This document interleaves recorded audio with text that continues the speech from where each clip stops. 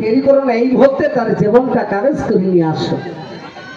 দেখছেন সঙ্গে সঙ্গে মালিকুল মহদেশে কিবা কর্ম করি লগিয়া প্রাণ পাখি ওই না খাঁচার থাকি গেলে ননিয়া। খাঁচার থেকে প্রাণ পাখি যখন বাহির হইয়া যায় শুধু মাটির দেহাখানা রইল পড়িয়া। যখন মাটির দেহাখানা পড়ে রইল হায় এমন টামে কান দিতেছে জনম দুঃখী মা।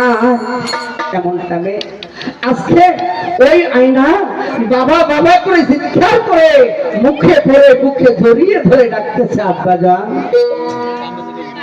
আজকে মেয়ে কিন্তু বাবার কাছে খুব মায়া করে, মেয়ের মায়া ভোলা যায় না। মেয়ে যত গালিগালাজ পারো না কেন একমাত্র ছেলের থেকে মেয়ে বাবার কাছে অতি প্রিয়, আর বাবা মেয়ের কাছে অতি প্রিয়। দেখবেন আজকে যদি মেয়ে কোনো জিনিসের আবেদন করে বাবা একবার না বলার পরে মেয়ের দিকে তাকিয়ে কয় মা চোখের পানি ফেলিস না আমি এনে দেবো, ছেলে দাবর দিয়ে খেটিয়ে দেয়। আজকে এত যত্ন করে মেয়েটা হাউ মাউ করে কাঁদতেছে, চোখের পানি দিয়া তার বুক ভেজে যাচ্ছে। সঙ্গে সঙ্গে অতুল দেবী স্বামীর পা দুখানা ধরে আজকে কাঁদতে কাঁদতে বেহুশ হয়ে যাচ্ছে। তুমি যদি চলে যাও এই জগতের মুখে, সেই জামানায় নারী লক্ষ্যে কেউ কাজে নিত না। নারী যদি জমিতে যাইতো রে ভাই জমির ক্ষেত বলে নষ্ট হয়ে যায় নামতে দিত না। সেই জামানায় নারীকে জমির ক্ষেতে নামতে দিত না। নারী যদি জমিতে যায় তাহলে বলে আবাদ নষ্ট হয়ে যায়। আর বর্তমানে এমন জামানা পড়ছে ভাই নারী লোক যদি জমিতে যায় না তাহলে আবাদে আর হয় না। কি কথাটা হয় না নয়? এখন জামানা পাল্টিয়ে গেছে। মা অতুল বিবি সঙ্গে সঙ্গে কাঁদতে কাঁদতে বেহুশ হয়ে যাচ্ছে। আমি এখন এই বাচ্চা দুটিকে নিয়ে কি করব, কি করে বাঁচাবো? সেই জামানা এমনই আজকে দেখো ছিল।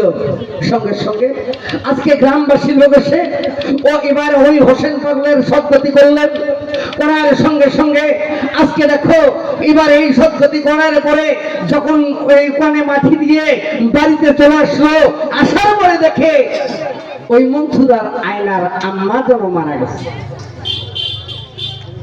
দেখছেন তারা দুইজন কি মহব্বতে ছিল। এখন যখন তার আম্মা যেন মারা যায়, তার মা মারা যায়, দুইটি সন্তান ইতিম হয়ে গেল এই জগতের মুখে। আজকে কাঁদতে কাঁদতে বেহুশ হয়ে যাচ্ছে। ছোট্ট ভাইটার কে বুকে জড়িয়ে নিয়ে বড় বোন কাঁদতেছে আর বলছে ভাই, ওই ভাই দেখ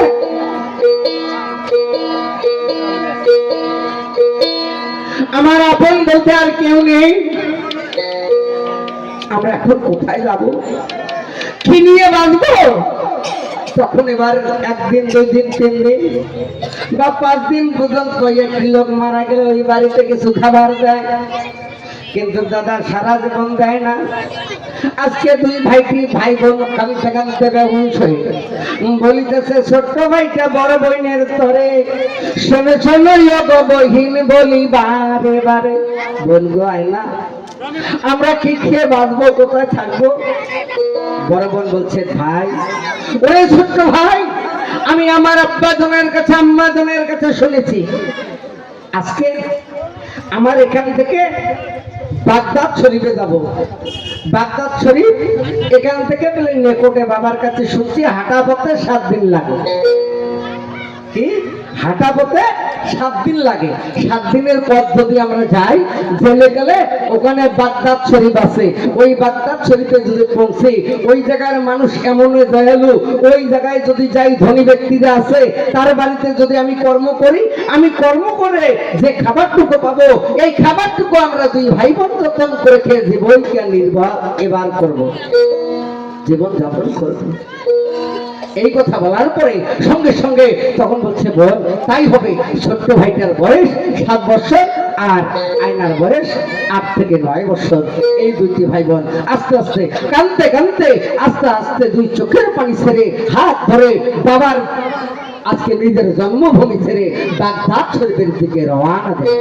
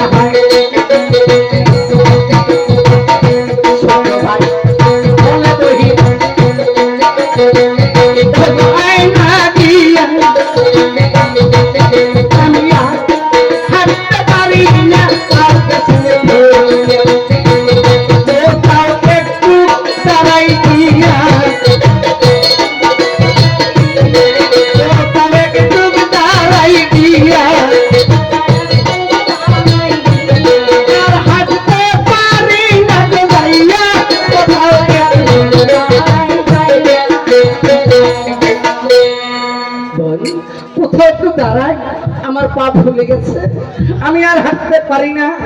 6 দিনের পথ অবস্থান করলাম, আজকে আমি 6 দিন যাবত আর হাঁটতে আর পারি না। বই দেখে রাস্তার পাশে একটা খেজুরের গাছ, ওই গাছটা দেখে আজকে দেখো কি কর্ম করিল, ওই গাছের গোড়ায় তখন বসিয়া পড়িল।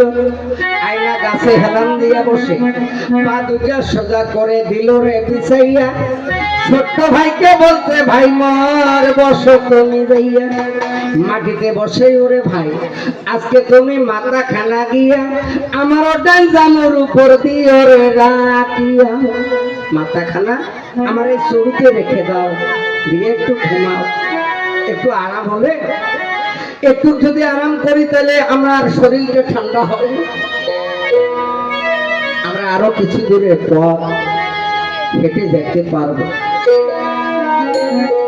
এই কথা বলে ছোট্ট ভাই বোনের সেই চলতে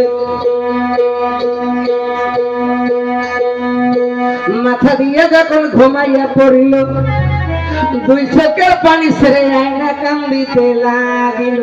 হে আল্লাহ, আমরা এত গরিব, এত ভিখারি, আজকে আমরা নবীর মতো, সে যেমন আর নবী হযরত মুহাম্মদ মুস্তাফা সাল্লাল্লাহু আলাইহি ওয়াসাল্লামের মতো ইতিম হয়ে গেছে।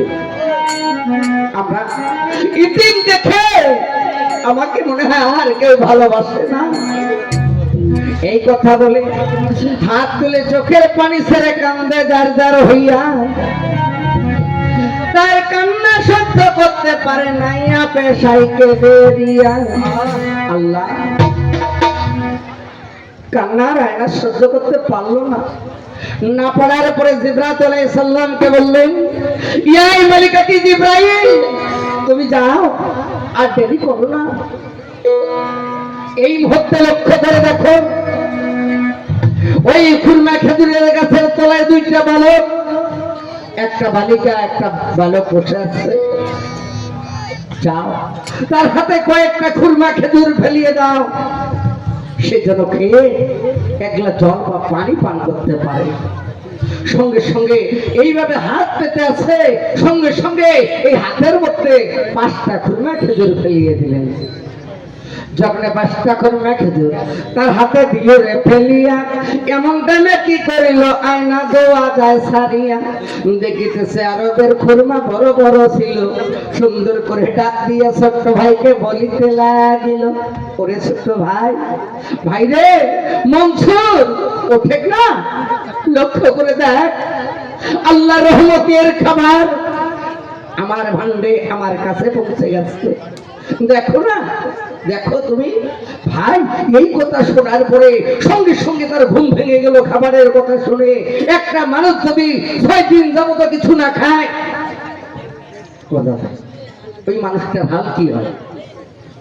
সামান্য এই যে রমজান মাস চলে যাবে, হ্যাঁ, তাতে আমরা রোজা রাখতে পারি না। যখন রোজার মাস এসে তখন বলে ওষুধ চাপে, হোমিওপ্যাথি ডাক্তারটা এতগুলো ওষুধ আনি হয়েছে, বলে ভাই ওষুধ খান, এই জন্য রোজা রাখতে বানানো। আরে মানুষও ফাঁকি দিয়ে লাভ নাই, আল্লাহ তো ভালো জানে। পবিত্র মায়ের রমজান, আল্লাহর হুকুম, এই রোজাটা আগামীতে আর আমরা কেউ পাবো কি পাবো না, এ আমার ভাগ্যের ব্যাপার। সারা 11 মাসের যে পাপ বা এবার পুণ্যের কাজ করবেন বা এবার পাপ বা নেকির কাজ করবেন, এগুলা জিবরাইলের মারফতে বা ফেরেশতার মারফতে সবার কাছে পৌঁছে দেওয়া হয়। আর একটি মাস, এই মাহে রমজান, পবিত্র রমজান মাসে যে এবার ইবাদতটা করবেন, যে নেকিটা করবেন, এটা